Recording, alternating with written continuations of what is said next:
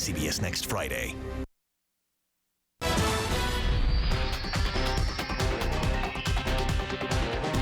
A Catholic priest remains in critical condition tonight after being attacked and stabbed at a church in Sinton this morning. At this hour, the suspect is behind bars. Anthony Garcia has tonight's top story. Friday morning Mass at Our Lady of Guadalupe Catholic Church was anything but unusual. It's what happened after Mass that's left the town buzzing, the church behind police tape, and Father Sarji Varghese in critical condition. Around 7:40 Friday morning, Father Sarji was attacked, reportedly beaten, and stabbed several times. His accused attacker, a known parishioner, 36-year-old David Rodriguez, a man parishioners and the Catholic Church Diocese says reportedly suffers from mental problems. One time I hired him in my yard to do some work for me, and I asked him, David, what is wrong with you? And he said that he saw the devil in person. The devil would appear to him. So I got real scared and didn't hire him anymore. Sinton police say Rodriguez was at the morning church service, but they haven't released a motive for the attack. Police charged him with aggravated assault with a deadly weapon and tampering with evidence, but wouldn't elaborate on the charges. Judge Yolanda Guerrero set bail at $350,000 and tells Action 10 Rodriguez appeared emotionless. Did he show any emotion at all? No emotions whatsoever. Quiet. Parishioners are worried, upset, and confused as to how this could happen to a man who's known for being kind. It's horrible how one of us that comes to church, because apparently this man came to Mass this morning, received Holy Communion, and then he was at the altar praying, and then he goes and does something like this. I cannot understand that. I never thought something like this would happen here, and to such a kind and gentle man. Now the Catholic Diocese is working to calm fears and remind parishioners the attacker is in police custody. Be not afraid. The person who allegedly attacked Father Sarji is in the custody of the police here in Sinton, so be not afraid. Still, parishioners can't help but be afraid for the health of Father Sarji. We just love him, and we don't want to miss him, that something bad could happen to him. So please, everybody, I beg you to pray. Anthony Garcia, Action 10 News. Meanwhile, all services at the Our Lady of Guadalupe Church have been canceled until Sunday, May 10th. That's when Bishop Edmund Carmody of the Corpus Christi Diocese will hold a special Rite of Reparation Mass. At 10 a.m. that day, the bishop will bless the entire church to restore its holiness. In the meantime, parishioners in Sinton are asked to attend Mass at the Sacred Heart Parish.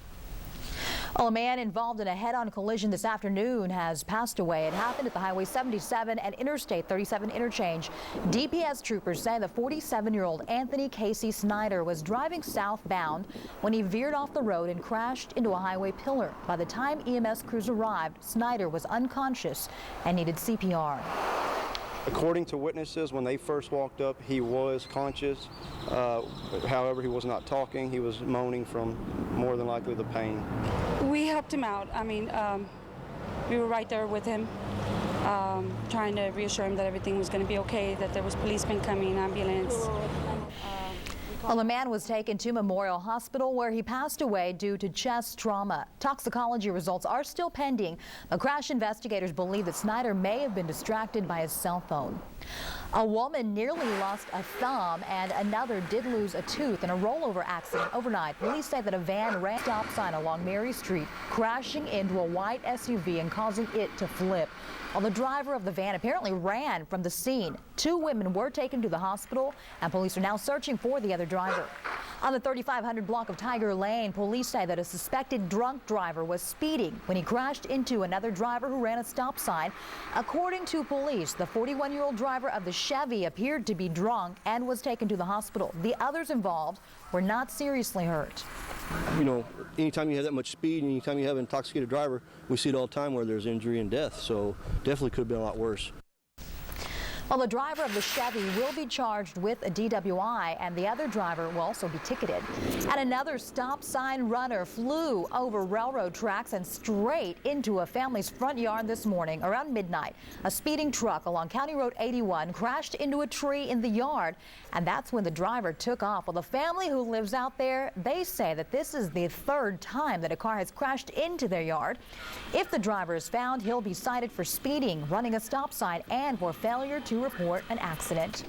Well, several Corpus Christi firefighters battled a grass fire this afternoon near Greenwood and Hawley. Fire officials say that it started around noon in a grassy field, but the high winds pushed those flames to 2 nearby junkyards. At least 2 cars burned, along with some tires, creating a huge plume of black smoke out there. Firefighters did have it under control quickly, but they were worried about the strong winds. We pretty much have it contained to this area. We are worried that with the wind, the potential for it to jump over our barriers. So we're worried about that. That's why we have so many engine companies on the backside trying to make sure that that doesn't happen. 6 engine companies and 2 brush trucks responded, spraying down the surrounding fields to make sure that the fire didn't jump. Police arrested a man and a woman that they say are connected to multiple beer and gas runs. It began last night when officers say that the pair stole beer and a cash register from a speedy stop on Saratoga. Jennifer Barrera and Robert Flores ran away, leaving their car at the scene, while officers found these 2 hiding in a field along Saratoga. Police say that they have been doing this for a while. They apparently abandoned their vehicle because their vehicle ran out of gas. And we had the license plate on the vehicle from pretty much all the beer runs. I think there were 4 or 5 last week, and this will be the 3rd one tonight. And we've been looking for them, so I guess their luck just finally ran out. Well, last week, a store clerk told police that the same suspects actually tried to run him over with their car.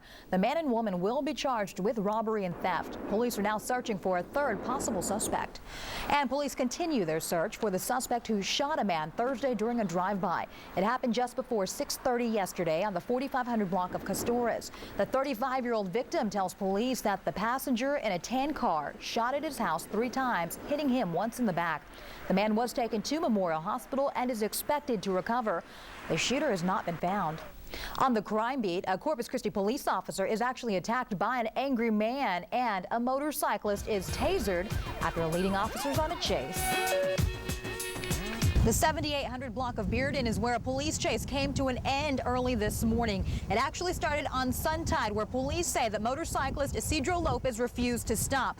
They chased him all the way over here to Bearden, where they say the motorcyclist jumped off of the bike and took off running. Of course, police did catch up with him, and that's when they used a stun gun to stop him. The guy was arrested for evading, resisting arrest, and apparently he had 2 outstanding warrants. On the 10,000 block of SPID, the warehouse liquor store was broken into overnight. The front door was smashed in, and the burglar seems to have been after only one thing, cash, and it seems he knew exactly where to find it. Police say that he found a stash of cash for the deposit that was hidden in a special hiding place. So far, the burglar has not been caught. And on the 3000 block of Antelope, a 29-year-old man tells police that he came outside to take out the trash, and he was apparently shot in the groin. This happened Monday. However, the man didn't go to the hospital until last night, saying that he didn't realize he'd been shot. Well, ER doctors tell police that his wound appears to be an extremely close gunshot wound or a contact wound. The man is telling police, though, that he believes it was just bad luck. On the 1500 block of 18th Street, 2 cops came out to investigate a fight that was apparently going on between 2 brothers, Jesus and Jose Moreno. Well, the 2 cops tried to break up the fight, and that's when they say that Jesus attacked one of the cops. Well, the other cop that was there grabbed his pepper spray and sprayed Jesus. Eventually, both brothers were arrested. The cop who was attacked may actually have a broken hand. On the crime beat, Jennifer Lita, Action 10 News. Well, a man accused of hitting and killing a Corpus Christi police officer earlier this year has now been indicted on charges of sexual assault. 21-year-old Daniel Lopez was indicted Thursday on 10 counts of sexual assault of a child. Lopez is also accused of hitting and killing Lieutenant Stuart Alexander during a police chase back on March 11th. Well, 25-year-old Joshua Black was also indicted Thursday. Black was driving an SUV that crashed while chasing after teens who shot at his vehicle with paintballs back in March. A passenger in that SUV was killed in the wreck. Now, Black has been indicted on 1 count of intoxication manslaughter, 1 count of intoxication assault, and 3 counts of aggravated assault. Well, the mother accused of locking her toddler inside a bathroom has pleaded guilty to injury to a child. Adriana Mendieta was sentenced to 10 years probation Thursday. She's now allowed supervised visits with her daughter and will have to attend child care classes with Child Protective Services. Mendieta was charged with a 3rd-degree felony for locking her child in a bathroom back in October of 2007.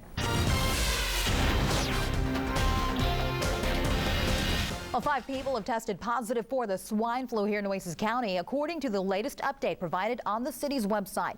There are now 5 confirmed cases, 4 probable cases, and 756 suspected swine flu cases. That's up from 732 suspected cases reported yesterday. For daily updates, you can log on to the city's website at kztv.com. Well, State Representative Solomon Ortiz Jr. is backing a bill that would eventually get rid of all red light cameras. Right now, there are 13 red light cameras in our city. Well, the cameras were introduced back in late 2006 as to keep people safe. However, Ortiz says that according to statistics, those cameras are ineffective and actually only work as, quote, cash cows for cities. Ortiz has successfully passed an amendment that could put an end to those cameras. This legislation still has to do this. But should it stay intact the way it is, this would mean that all current red light cameras, not just in Corpus Christi, but across the state, those contracts would be allowed to run their course and expire. Once they are expired, no new cameras would be able to be installed, nor those contracts be allowed to be renewed. Ortiz says the data released by the city this year indicates that the total number of accidents and the total number of injury accidents at red light camera intersections has increased. Well, city leaders may be headed back to square one in figuring out what to do with the Memorial Coliseum. California Leisure Horizons has withdrawn from the project. Horizons had expressed interest in the Coliseum into an entertainment on the status of it at Tuesday city council meeting. 1 year after Corpus Christi's first federally qualified health center opened, the recession has taken its toll. Today, Action 10 got word that the dental clinic services at the Amistad Clinic will no longer be provided. However, the nonprofit clinic will still continue to provide health care services. That clinic is located at 1533 Brownlee Boulevard. Well, the District 3 runoff election between Priscilla Leal and Roland Barrera is tomorrow. Polls will be open from 7 a.m. to 7 p.m. You do need to bring your voter registration card or a photo ID. If you're needing a complete list of polling places, log on to the city's website at kztv.com.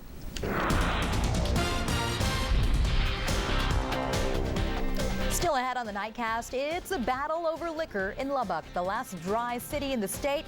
Could finally go wet. Details straight ahead in tonight's Texas Roundup. Plus, flower your mom with a gift that she'll love this Mother's Day. See what's happening around town when we come back.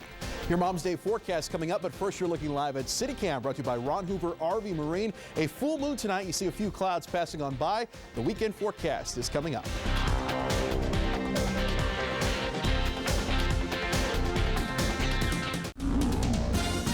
You're watching KZTV Action 10 News.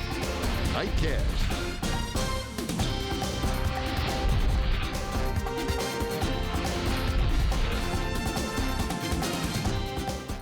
Tune into the new Star 107.3, Classic Rock 104.5, and The Planet 102.3 for your latest news and weather from KZTV Action 10.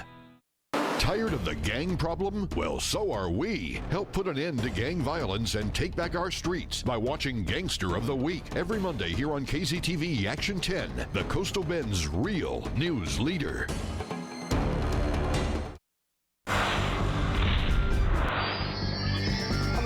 Dry city in Texas may finally go wet. People who live out in Lubbock will vote tomorrow whether to allow the sale of packaged alcohol within city limits. But as Ed Lavendera reports, the issue has divided the conservative West Texas town. Drive past the Texas Tech campus, a statue of Buddy Holly, and outside of Lubbock, Texas, you can watch the sun setting on the Strip. Looks like old Vegas. It's not becoming. A sparkling drive-through block of beer, wine, and liquor. 5 kegs. Making the drive to the Strip is a uniquely Lubbock ritual. It's just about the only place where the 265,000 residents of this county can buy packaged alcohol. I mean, everybody else is wet. Why can't we be? You know, why are we the only city around that's dry? I don't understand that.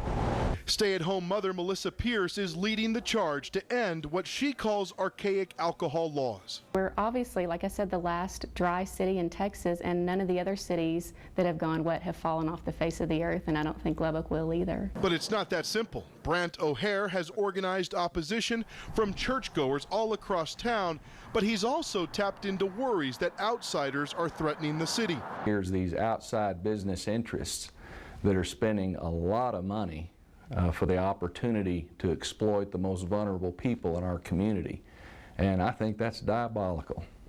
According to public records, Walmart has donated $100,000 to pro-alcohol sales groups. Other lobbying groups have chipped in another $77,000. Not good for the community.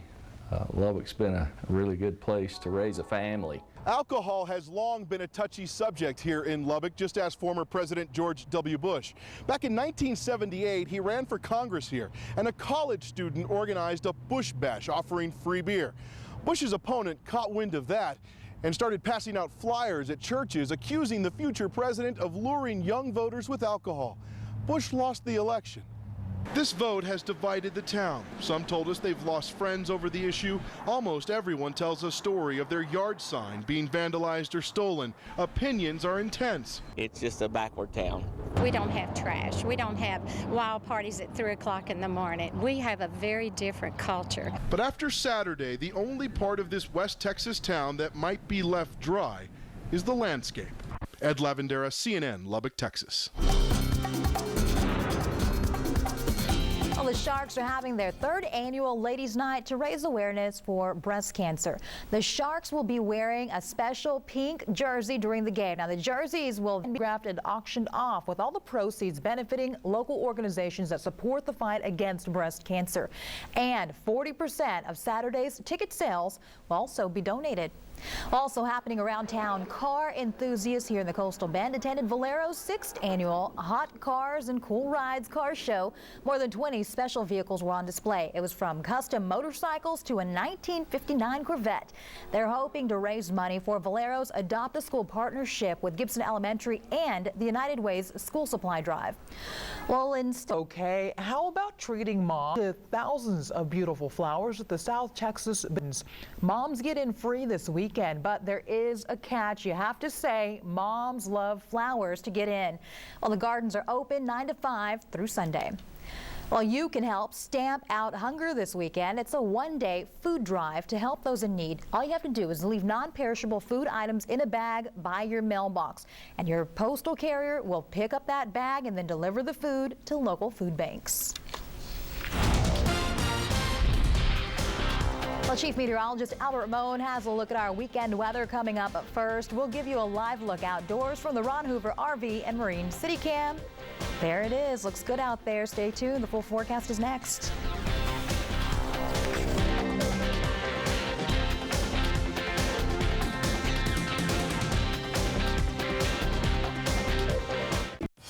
And now, your Action Doppler 10 forecast with Chief Meteorologist Albert Ramon. Welcome back, everyone. Happy Friday as you're looking live at CityCam. Once again, a full moon. This shot brought to you by Ron Hoover RV Marine. Few clouds passing by the moon right now. We've got some high clouds moving in from west to east as showers and thunderstorms are dying off towards the west in Mexico. No rain for us, but these clouds will continue to build into South Texas, and that's why we'll have a partly cloudy night. There's severe weather in central and north Texas right now. These yellow boxes indicate where there are tornado watches out until midnight, and a severe storm right around Brady, Texas, moving down to the southeast.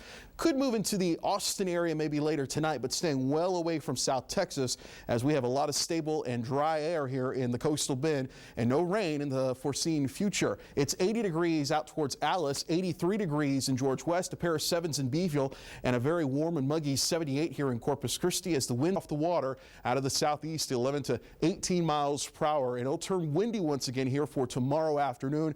Not as windy though, and that's good news from this day. Visibility okay in inland areas, but we do have some some coastal fog right now. 3-mile visibility out towards Port Aransas, about 7-mile visibility in Rockport. So just some shallow areas of fog if you're out towards Padre and Mustang Island here for tonight through tomorrow morning.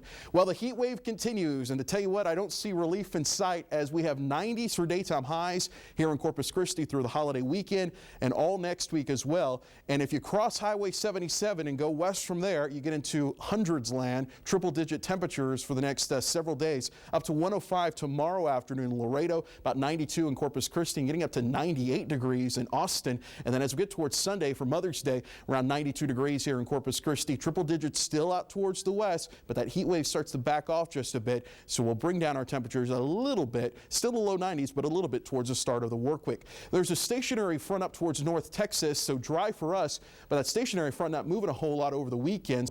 If your weekend plans take you up to Dallas, Fort Worth, or even the Panhandle, showers, thunderstorms all weekend long.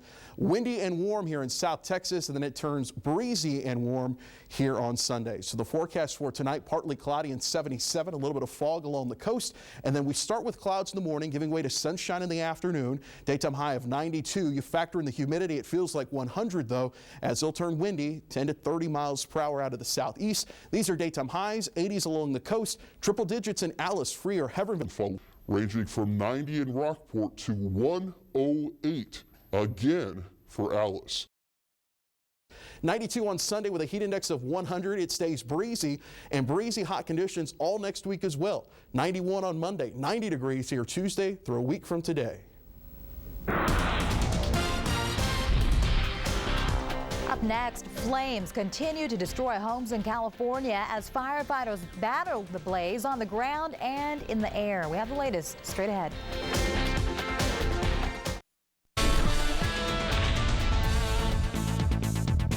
Well, a massive wildfire in Santa Barbara has engulfed more homes today. Firefighters are hoping that the California winds won't fan up again as they did the past several months. Manuel Gallegos reports from Santa Barbara.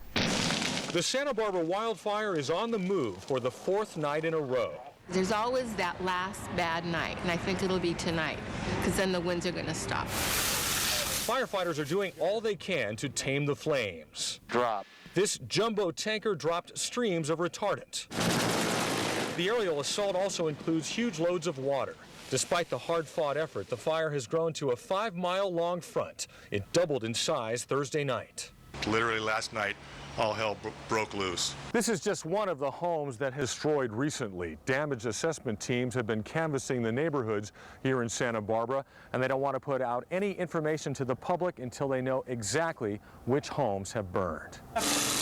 Dale Kramer is using his garden hose to protect his home. I'm afraid the winds are going to pick up again and blow this fire right up onto my property. The temperature has cooled and there's more moisture in the air, but it's still hot in the hills. We are planning for the worst, hoping for the best, but we're ready for the worst. And last night would be an example of the worst case scenario. 30,000 people have already evacuated. Another 1,000 are standing by, hoping the flame will finally die down. In Santa Barbara, Manuel Gallegos, Action 10 News. Well, Texas A&M Corpus Christi's baseball team is playing their last home series of the year. That's right, and when we come back, I'll let you know how things went today for the good guys. Sports is next. This is your Action 10 News Sports Report with Roland Rodriguez. How you doing, South Texas? High school softball playoff is up first. Carroll in a one-game winner-take-all game with San Antonio Marshall at Cavins Field. This was a good game. Tied 2-2 heading into the 7th. A few mistakes would hurt Carroll. They fall 6-2. King lost on the road to San Antonio Clark 1-0. They'll play game 2 of their best-of-3 series Saturday at 2 at Cavins Field. Staying at Cavins, we have Moody and Floresville, game 1 of this best-of-3 series. Bottom 1, no score, 2 outs for freshman Allie Johnson, who bounces one up the box for the RBI single. Lady Trojans up 1-0. Bottom 2, same score, senior Audrey Gonzalez ropes. RBI double. Moody wins with ease. 6-0 is your final. Game 2 Saturday in Floresville. In high school baseball news, John Paul playing Midland Christian in the TAT 4A regional finals. John Paul loses 13-7. Ain't Corpus Christi's baseball team at home with Northwestern State on this Friday afternoon.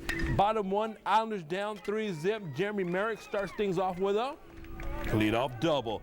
A few pitches later, Merrick, who went 3 for 5, scores on a pass ball. It's a 3-1 ball game. Still in the first, my boy Martin Parra steps in and does a job. Hasta luego, señor baseball. Solo bomb, his 7th of the year. I have bad news. Ain't Corpus Christi drops a must-win game, falling 8-7.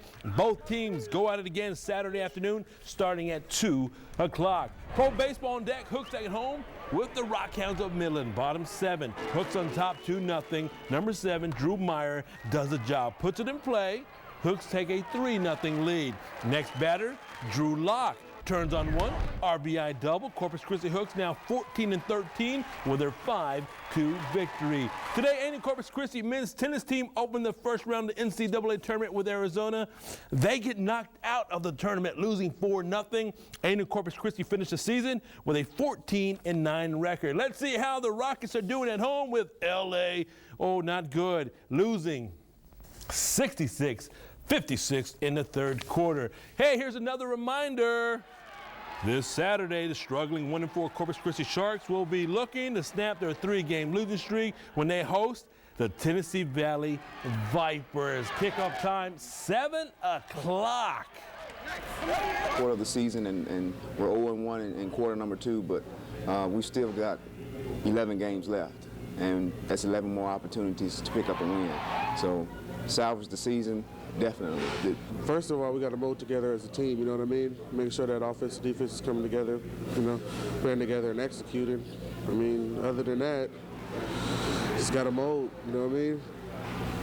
Last year, Tennessee started out 0-3 and they ended up winning the whole thing. This year, we 1-4. We have like a bunch of games left, and they're a pretty good team. And like I tell my teammates, if everybody do what they're supposed to do one by one, then the whole team will gel together as one. And we'll have a pretty good season. Appreciate it, fellas, and good luck. That is sports. Have a great weekend and a happy Mother's Day. We'll see you back here on Monday.